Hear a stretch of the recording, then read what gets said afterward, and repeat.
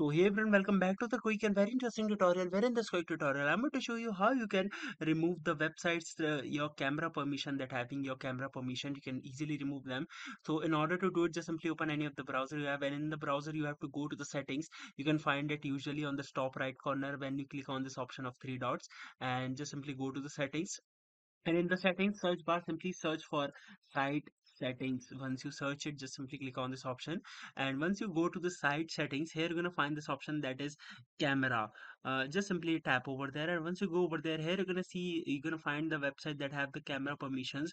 Just simply delete those sites of which you want to delete the camera permission. For example, if I want to delete for this one and this one, or either if you want to don't allow any of the site to use your camera, just simply tap over this, and you can now you the sites won't be able to access your camera. Alright, so that's it for this tutorial. I hope this video will be helpful for you. Make sure to hit the like button and subscribe button for more such helpful and interesting tutorials. See you in the next one. Take care.